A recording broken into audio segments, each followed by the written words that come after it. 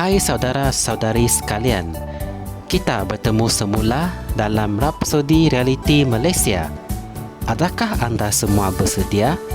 Jom kita mulakan. Topik hari ini, 27 Februari, daripada Pastor Chris Oyakilome yang bertajuk Kehormatan untuk Memberitakan Injil. Haleluya! Ayat pembukaan kita diambil dari kitab 1 Timotius 1 ayat 18 yang berkata, "Tugas ini kuberikan kepadamu, Timotius anakku, sesuai dengan apa yang telah dinubuatkan tentang dirimu, supaya dengan nubuat itu engkau memperjuangkan perjuangan yang baik." Amin. Tuhan tidak pernah menggunakan para malaikat untuk memberi pelayanan atau memberitakan Injil bagi keselamatan manusia. Walaupun dia mendapat perhatian orang yang berdosa melalui malaikat, dia akan mendapatkan orang Kristian yang telah menerima keselamatan itu untuk memberitakan Injil kepada orang yang berdosa itu, kerana dia telah memberikan kehormatan kepada gereja jemaah untuk memberitakan Injil. Kisah Para Rasul 10 ayat 1 hingga 6. Puji Tuhan. Dia juga telah memberi kita, iaitu orang kudusnya, kehormatan untuk melaksanakan penghakiman di bumi ini ke atas kuasa kegelapan. Dalam Mazmur 149 ayat 5 hingga 9. Hal ini kerana supaya kita tidak akan mempunyai alasan dalam memberitakan Injil dan menutupi bumi ini dengan kebenarannya. Dia memberi kita kuasa untuk menggunakan namanya menentang kekuatan syaitan. Dia berkata, "Pergilah ke seluruh dunia, beritakanlah Injil kepada segala makhluk, dan tanda-tanda ini akan menyertai mereka yang percaya. Mereka akan mengusir roh-roh jahat dalam namaku." Dalam Markus 16 ayat 15 hingga 17. Amin. Hendaklah kamu berasa teruja untuk memberitakan Injil, dan jangan membiarkan apa-apa pun untuk menghalang kamu daripada melakukannya. Tidak kira apa jenis ancaman, penganiayaan atau cabaran yang kamu mungkin hadapi. Beritakanlah Injil tanpa rasa takut. Ingatlah, kamu adalah seorang askar dalam ketenteraan Tuhan. Para askar tidak ragu-ragu mengenai matlamat mereka. Puji Tuhan. Para askar yang sejati tidak putus asa dan mereka tidak mengalah. Mereka berjuang hingga berhabis-habisan. Oleh itu, jadilah kuat dan tabah dan melaksanakan tugas menyelamatkan jiwa pada hari-hari yang terakhir ini. Amin.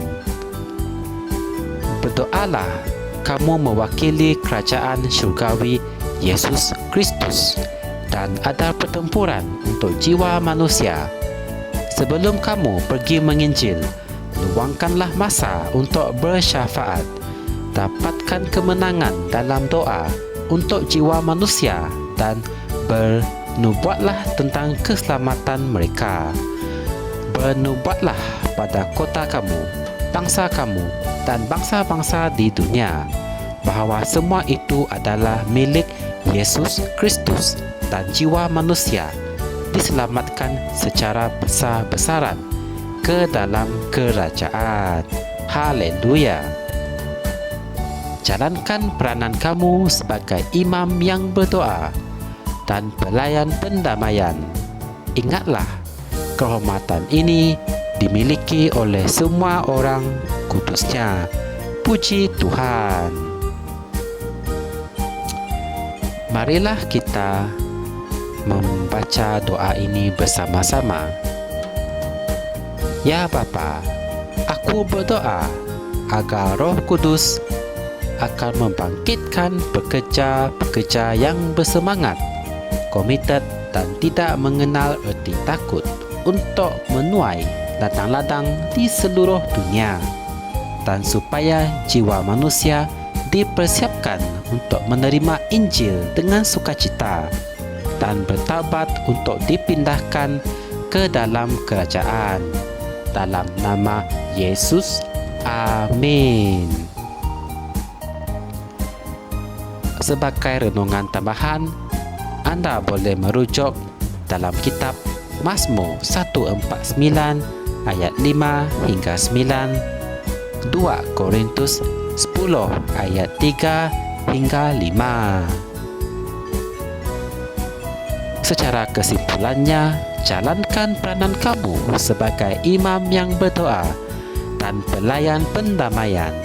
Ingatlah, kehormatan ini dimiliki oleh semua orang kudusnya. Puji Tuhan. Untuk mengetahui lebih lanjut mengenai firman ini, Anda boleh menekan butang like dan subscribe Rhapsody Reality Malaysia. Semoga kita berjumpa lagi dalam segmen yang akan datang dan Tuhan memberkati Anda semua. Amin. Kami percaya saudara-saudari semua telah diberkati dengan perkongsian firman dari Rhapsody Reality. Bagi sesiapa yang ingin menjadikan Yesus Kristus sebagai Tuhan dalam kehidupanmu, kamu boleh mengucapkan doa ini bersama dengan saya. Ya Tuhan Allah, aku mempercayai Yesus Kristus, Anak Allah yang hidup dengan sepenuh hatiku. Aku percaya Dia telah mati untukku dan Allah telah membangkitkan Dia dari kematian. Aku percaya Dia hidup hari ini. Aku mengaku dengan mulutku bahwa Yesus Kristus adalah Tuhan dalam hidupku mulai dari hari ini. Melalui Dia dan di dalam nama-Nya, aku mempunyai kehidupan yang kekal. Aku telah dilahirkan semula. Terima kasih Allah kerana menyelamatkan jiwaku.